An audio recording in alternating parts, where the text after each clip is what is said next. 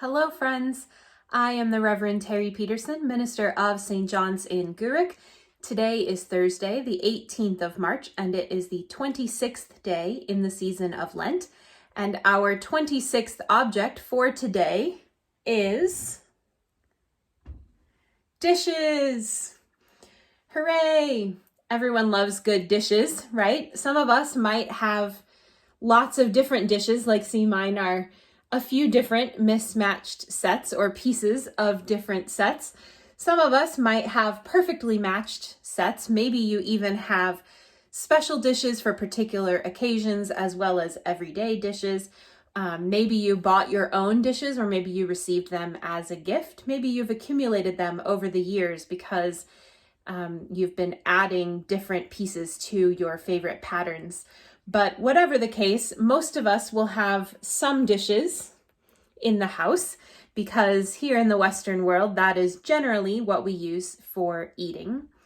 So while I was thinking about dishes and how we use them every single day, multiple times, even as one person, I sometimes am absolutely just shocked at how many dishes I can use in a day. I look into the kitchen sink or the dishwasher and I just think, how is this possible? How did this happen that I have used so many dishes in a day?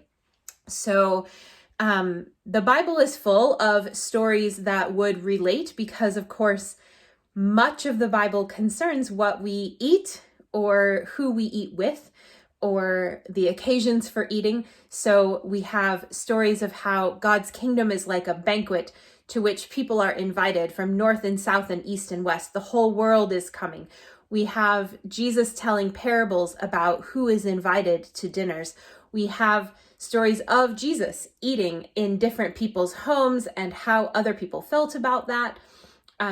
We, of course, have stories like the feeding of the 5,000, which doesn't involve any dishes, but involves plenty of food.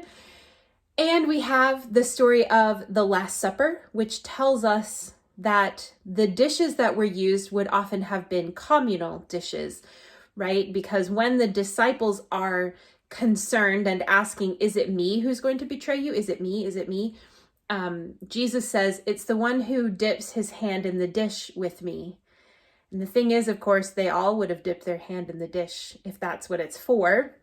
If it contained oil or something like hummus or olives or whatever the food might have been, a salad of some kind, I don't know, then you would have dipped your bread in and eaten with your hands rather than everyone sort of using a spoon and putting a portion on their own plate. There'd be a central bowl and you would all dip in. So there are lots of different stories like that, and it's impossible to choose just one. So when I was thinking about how we eat and how we share meals together at some point in the future, as we have in the past, I started to think about this moment in Paul's first letter to the Corinthians, where he's talking to them about how the Lord's Supper ought to go. So in the ancient church, the earliest days of the church, people gathered in homes. They didn't have church buildings. They were house churches. And so the community would gather. And as far as we can tell, often either the host or everyone would bring something and sort of put it all together in a big communal table. And then during the course of worship, they would share a meal together.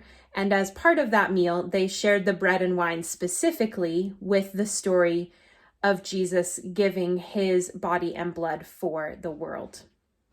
Now, the reason that we think this is complicated and long, but that's important backstory to know about what Paul says. So here's what he says in 1 Corinthians chapter 11, and this is a bit from the middle of the chapter, starting at verse 20, and then a bit from the end of the chapter, because I'm skipping over the long bit about sort of instructions specifically about the bread and wine.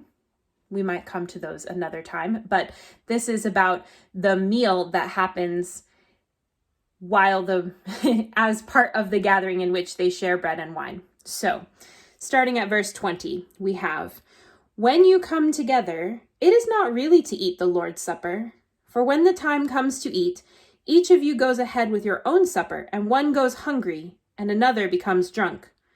What, do you not have homes to eat and drink in? Or do you show contempt for the church of God and humiliate those who have nothing? My brothers and sisters, when you come together to eat, wait for one another.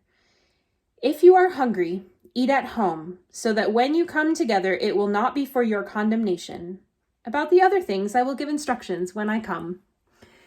So there's clearly more to the story that Paul wants to talk about, but he's not going to commit them to paper. But here we have a situation in Corinth where the wealthier members are eating and drinking before the poorer members arrive. So we know there was a large disparity in the Corinthian church between the well-off and the poor, but it's also now infected the Lord's table. So people who can spend more of their time gathered as the church have obviously taken the opportunity to eat the food that has been provided. And then those who need to work or have other responsibilities and can't come until later are being left with nothing to share when it comes time for the meal. And that's a real problem because the church is supposed to look like that heavenly banquet that God described so many times in the prophets and through Jesus' parables, where there's enough for everyone. And that is a part of what the Lord's Supper celebrates, right? That Jesus gives us himself, and there's always enough. Even a crumb is enough, but there's always enough. It's a feast. And the experience that people who are not well off were having in Corinth was not an experience of a feast. It was an experience of exclusion and of humiliation. So when we share meals, when we eat together, or even when we eat alone, perhaps we can take this same message to heart, that we are meant to share the meal so there's enough for everyone. And if we are not going to be able to control ourselves at the Lord's table, remembering that the Lord's table is every table, first of all, and also that doesn't only mean the ritual table we now know with a tiny square of bread and a little thimble of wine. We're talking about a feast table. If we're not going to be able to control ourselves at the Lord's table as guests of the Lord Jesus Christ, then we need to think more carefully about our eating habits and be sure that we are prepared, heart and mind and body, for what he offers us. So it's a little bit of a stretch today, but there were so many options. But that's the thing I kept thinking about, was how we use dishes to serve one another as well as ourselves, and that we need to be sure we're doing that with the right heart.